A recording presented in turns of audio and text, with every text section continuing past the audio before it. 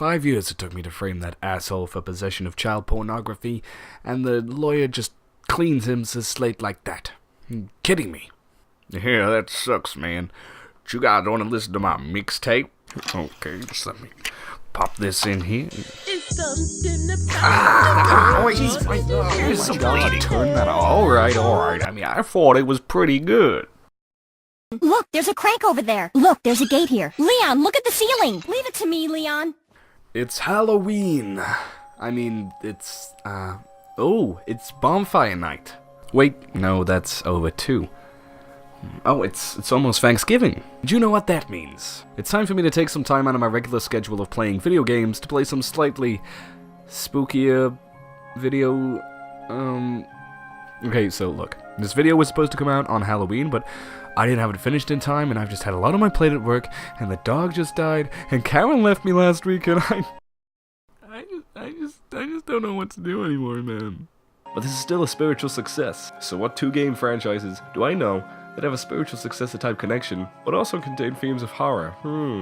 I'm really racking my brain, but I just can't think of anything. No, never mind. It's right there in my open Word document. Let the chilling festivities begin with a look back at two game series that were both directed by Shinji Mikami, Resident Evil, and his most recent work in the world of survival horror, The Evil Within. For those of you who don't know Shinji Mikami from your second cousin Lana, let me clue you in. Shinji is not the one who let you get to third base with them on your 14th birthday. No. Instead, he is the director behind such classics as Resident Evil 1, Dino Crisis, Resident Evil Remake, and possibly his most famous work, Resident Evil 4, not to mention his involvement in some of the other Resident Evil games as well. He left Capcom and founded his own development company in 2010 called Tango Gameworks, with their first and so far only game being The Evil Within in 2014. I'd also like to point out that Mikami was one of the leading designers for Goof Troop. The man who made Goofy fight pirates is also the man who made Leon Kennedy fight Alien. Just let that sink in. I'm sure I don't need to explain what Resident Evil is all about, but just in case, there's a survival horror game with a bunch of zombies in it. Is it? That's all it is. The original Resident Evil games had the player controlling a member of Raccoon City's Special Forces Team STARS, unless you're Resident Evil 2, in which case you play by your own rules. You fight your way through a locale around Raccoon City, solving puzzles and beating absurd bosses to try and escape from the nightmare situation caused by the evil corporation Umbrella, a company with their fingers in more pies than Google. The gameplay was relatively slow and item management heavy, since resources were scarce and inventory space limited. As a survival horror game, you know? The games utilized fixed camera angles and tank controls to its advantage when creating a tense atmosphere for the games. You didn't have all the information presented to you when you entered a room, and the sound of a zombie off-screen when you're low on health and ammo is pretty intense. This worked especially well in the remake of Resident Evil, when it was accompanied by a gloriously ominous soundtrack. These games worked well with these design choices because most things were designed around it. Zombies moved slowly to accommodate your stiff movements, you had item boxes to store everything you collected, and whilst the aiming system wasn't what we're used to with modern day shooters, it worked solidly and didn't take too long to get the hang of. The games were all super fun and cemented Resident Evil as a pretty legendary franchise, spawning multiple spin-off games and a movie franchise. But then, BAM! In comes Resident Evil 4 with its revolutionary third-person shooter style that literally defined the genre. It wasn't on the PlayStation, sucker came out on the GameCube, and it looked, so good. It still does. The game holds up pretty well, aesthetically, even by today's standards. Resident Evil 4 changed the direction of the entire Resident Evil series as it became more action-orientated and less horror-focused, and then we got this! Punching boulders and volcanoes! Whoa. Yeah, excuse me? But hey, Mikami didn't direct that one, so why don't we stay on track? So, let's clarify. I didn't play Resident Evil 4 when it was initially released on the GameCube. I didn't play any of them until 5, because I was just a huge pussy. I not even played it myself until after I finished The Evil Within. Now, I'd seen it played, and I'd be lying if the overall opinion of people on the internet and friends didn't sway my opinion or cloud my judgment slightly going into it, because, you know, that's sort of how people work. But I'll be trying my best to stay impartial during this video when comparing the two games. You might be wondering why I'm focusing on Resident Evil 4 as the representative of the franchise, instead of just the series as a whole, or maybe even Resident Evil Remake. Well, the series has taken some twists and turns throughout its life, and as a result, some of the games are completely different to one another. I feel like Resident Evil 4 is a perfect balance between what Resident Evil was at its infancy, as a young prodigy with the world as its oyster, to what it has become now. A 40-year-old washed-up celebrity with a bad smack addiction. Also, I personally believe Resident Evil 4 to be one of Mikami's best pieces of work he's directed. The Resident Evil Remake could also take this spot, but for the purposes of this video, I found Resident Evil 4 to be the game from the series that has the most similarities to The Evil Within. I mean, these games even start out the same. So there. A long-winded answer to a question you probably never even asked. Let's begin with a little plot explanation. In Resident Evil 4, you're Leon Kennedy, President Obama's bodyguard sent to this rural European area. But it isn't Spain. Don't let anyone tell you that it is. It's just rural Europe. Ignore the clearly Spanish stuff going on here because it's not Spain. It's not even Spain's dead. So you have to find and bring home Obama's illegitimate white daughter before the paparazzi can snap a picture of her. Now this can only be achieved through slaughtering every native to the area and solving elaborate puzzles. No one can leak photos if everyone's dead, right? Oh shit, they got one! Once you find her, it's rinse and repeat whilst making sure she doesn't get kidnapped or killed. The latter mainly occurring through you, till you're on your way home.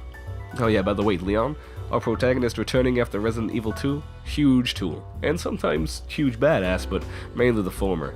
And I'll show you why. Where's everyone going? Bingo? Excuse me, could I use your bathroom? Ah, jeez.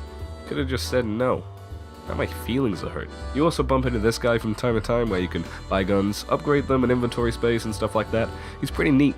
People like him. He doesn't come back. People are sad. There's this guy too who helps our struggling heroes from time to time. His name is... No, never mind then. With the evil within, you're Sebastian Casterly Rock and chums investigating an asylum, when actually you're totally in some machine hooked up to this guy's brain, like a bunch of other people like him, and her, maybe, sometimes, but not always. Boy, Scrubs last season really changed up the formula. They even got rid of Turk. Eagle! This guy is known as Ruvik, and you spend your entire time trying to take him out whilst also trying to save this kid whose name is Let's... Okay, can everyone just stop dying before I even introduce you? Please? Please. With the help of your partner... Oh, no, I guess he's gonna be fine. With help from Joseph... God damn it, Joseph! You end up beating old Ruse and are saved by Kidman, who has her own thing going on. I don't know, some DLC bullshit. But you don't get to play as safe man in that DLC. It's got a safe on his head. Open it up, picture his family. Civil partnership, free adopted safes. It's adorable. So is the evil within worthy of being a successor to Resident Evil 4? Well, let's consider what made Resident Evil 4 so good in the first place. Number one. Yeah, can we not do that? So it has some great pacing, like, really good. Pretty much every sequence is memorable to most who played it. Sure, the story is pretty batshit crazy and the characters are, for the most part... Oh, what a touching moment we have here. All spoiled thanks to your interruption. Why don't you do us all a favor and leave before the audience gets pissed off? You're nothing but an extra in my script, so don't get too carried away. Your biggest scene is over. I don't ever remember being a part of your crappy script.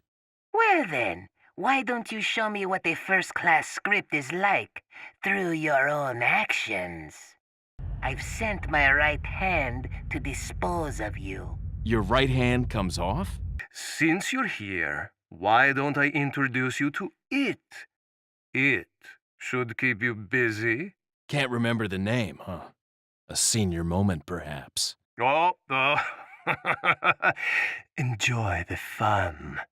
Trying too hard? But is that really out of character for the Resident Evil franchise anyway? At least in this game you get the sense that it's somewhat self-aware of the ridiculousness, and the core game is good enough that the B-movie feel of the dialogue doesn't matter. Besides, at least the story and characters have something. Leon is the over-the-top American action hero with lame wit, but compare that to Sebastian Castle Black, whose only character trait is liking the booze too much. That's only brought up once as a snidey comment by Joseph, who in turn only has one character trait as well, then he has glasses.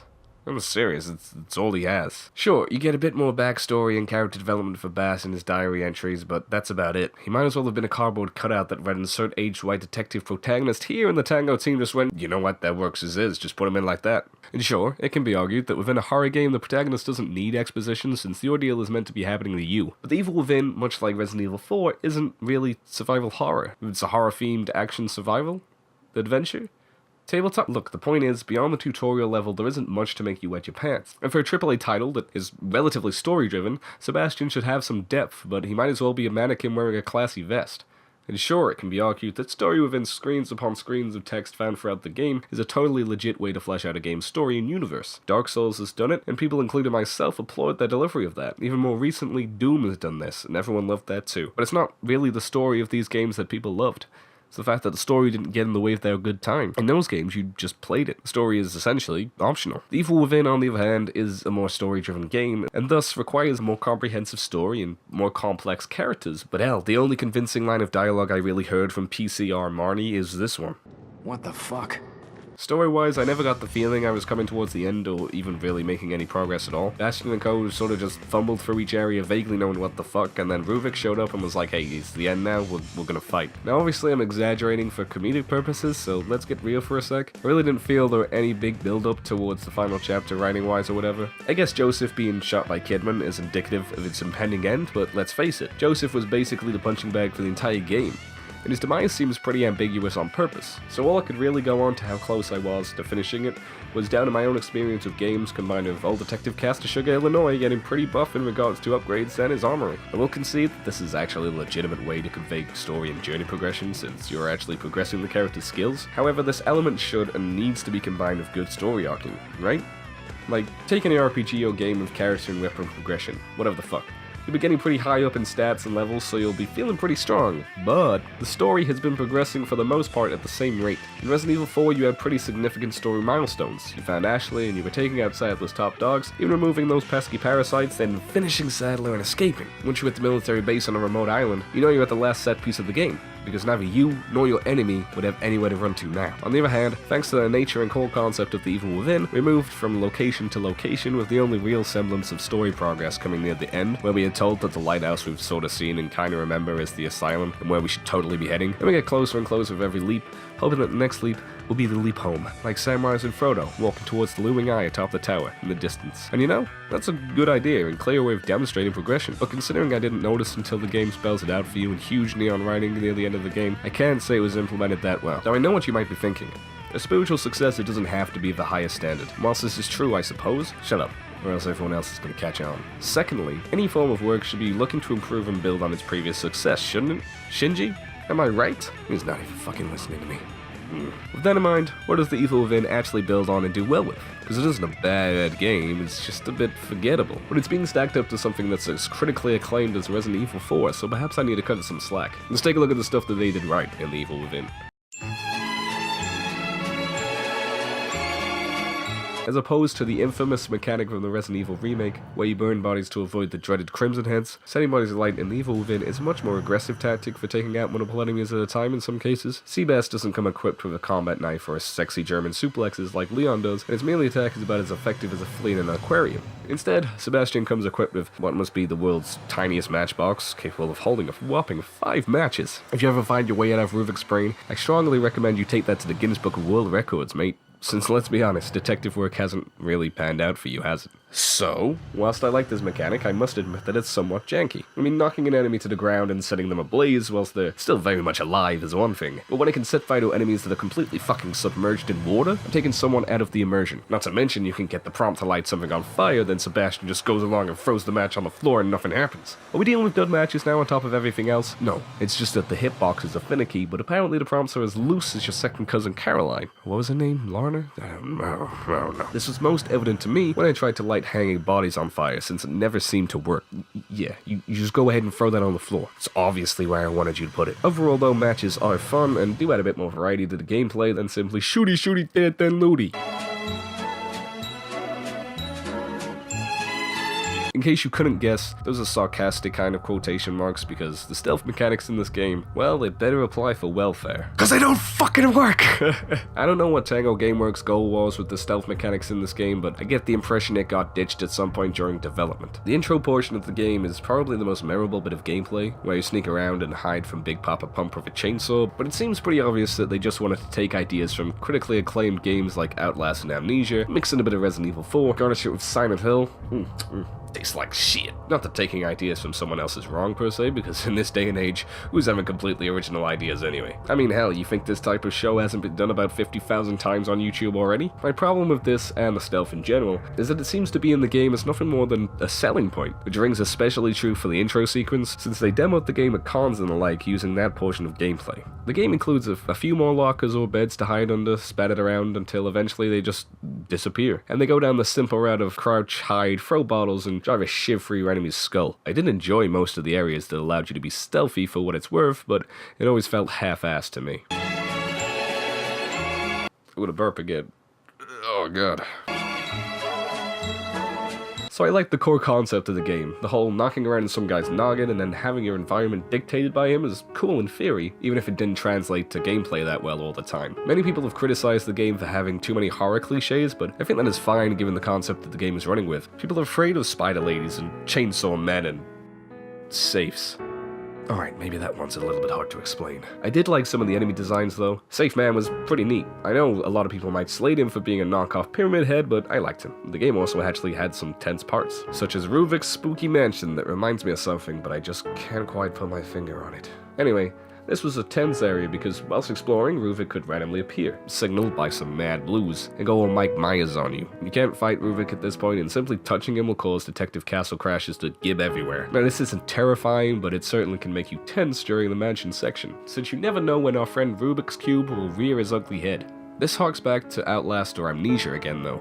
Even old Resident Evil titles, where you would be chased down by a very imposing monster, and your only course of action was to run away with your tail between your legs, leaving a trail of piss as you fled. It did also have some creepy moments though, small subtle bits that I really appreciated. They just more often than not chose to take the easier way out when trying to scare or panic the player, like making the game fucking letterboxed. This has been rectified since I originally played the game, since you have the option to turn it off, but at launch at least, the studio were incessant it was to give the game a more cinematic feel. In what other medium can you pull that shit off? Yes, well, with Django Unchained, I really tried to go for a book feel, you know? No doubt Mikami used the black bars to hinder the player in true Resi style. Combine this with a camera that's close enough to Sebastian that you can see his dandruff, and you have a field of view that makes it finicky to interact with pretty much anything in the game, especially picking up items. It might seem nitpicky, but when Detective Janos finds himself in the heat of battle and he can't quite get the prompt to pick up that ammo that he desperately needs, so set fire to that zombie, just let me... Let's talk upgrades and inventory for just a second.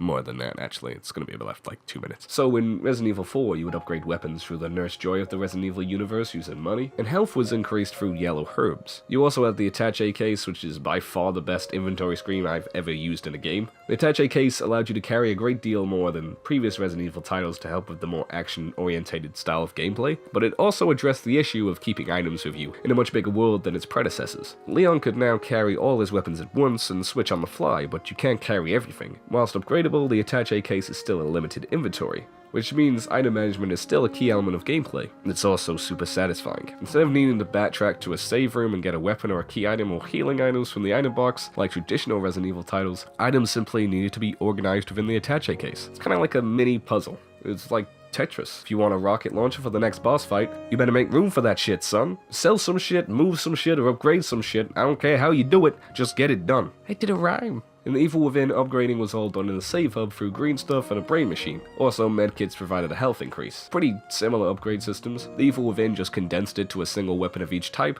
as opposed to Resi's several tiered guns. However, our inventory screen in this game is your run-of-the-mill wheel inventory, and Seabass can just automatically carry every weapon in mallet space. And this is a fine inventory, but it takes out some of the strategizing that comes with limited inventory space. It does compensate for this in its ammo capacity though, since our good old detective can only carry about 3 to 5 bullets for most of his guns without upgrades. The Evil Within even has 1 or 2 special upgrades, such as flaming harpoon bolts for the crossbow. This is something that is pretty rad and can make New Game Plus more interesting. The game has, I'd say, decent extras to give it some replayability value, but the vanilla game struggles to compare to Resident Evil 4's replay value in its extra costumes, weapons, and let's not forget mercenaries. And sure, now that the DLC is out, I'll go back to it to play as Safehat and Kitman, if only in the hopes of some more closure and understanding of the story. The loose ends and frustrating ambiguity of the end is a big point of concern for me in this game. A sad marketing ploy that AAAs have been using to milk the cash cow for too long, and it's deplorable. I get the ending is left open-ended as a sort of the end style to hint at a sequel, but to leave plot points annoyingly unresolved and questions unanswered just to save for DLC is frustrating and disappointing. At least to me. Any story, even one with multiple planned titles, should have an initial story that concludes satisfyingly, right? Star Wars A New Hope is a perfect example. You can take that story out of the context of the whole franchise, and has an end that wraps up pretty nicely whilst also having some open-ended things to work with for sequential titles. Now Resident Evil 4 was before the time of DLC, or its current model, so the story was arced well and had a satisfying end. Now, I've considered that Resident Evil 4 did actually have ambiguous or unresolved plot points in Ada's involvement in the story, but this, much like Kidman's DLC, got somewhat of an explanation in later versions of the game, with Assignment Ada. And even ignoring this, since it was not worked on by Mikami, this was the fourth main installment of the franchise, thus the ambiguity in her plot point was alluding to a pretty certain sequel. I think a few liberties can be taken once you're an established franchise as opposed to a new IP, but again, let's ignore this. Resident Evil 4 is a self-contained story compared to the rest of the franchise. It departs from the original 3 games' overarching story of Umbrella and Raccoon City. It starts a whole new chapter within the series while still keeping everything canon. Leon recognizes that the Ganado he shoots at the very start of the game isn't a zombie. He talks with Luis about the Raccoon City incident, but the game and its story stand on their own. If Resident Evil 4 is the only Resident Evil game you ever play, it wraps everything up super well, with Leon playing a quick game of fuck, marry, avoid. Fuck Hunnigan, marry Ada, and avoid Ashley. I think that's what makes it such a great game. The wrapping up plot points, I mean. Not the other thing. In contrast, The Evil Within, despite being a new IP, somehow manages to rely more on the moments and tropes from the Resident Evil franchise than Resident Evil 4 did, with reused moments from Shinji's previous work, reused concepts, enemies, and even environments. But hey, at least the asylum doesn't self-destruct at the end, am I right? I guess what made people fall in love with Resident Evil 4 was simply what a breath of fresh air it was to third-person shooters and Resident Evil fans alike. It's a game with a lot of polish and a lot of character, and one that really seems to be standing the test of time. I guess only time will tell if the same can be said for The Evil Within, huh? Just seems a little like Mikami is trying to reinvent the wheel here. And to that the audience says, I'm not sure, is the Michelin Man on it? How comes people trust him so much on which restaurants to eat at anyway? I mean, it looks like he enjoys his food, but I'm not sure that gives him the authority on where's good to eat. With that in mind, I think Resident Evil 4 would have gotten a Michelin star or 2 if it was a restaurant. The Evil Within, on the other hand? Well, it got 3 out of 5 stars on Yelp. So sure, The Evil Within leaves a lot to be desired.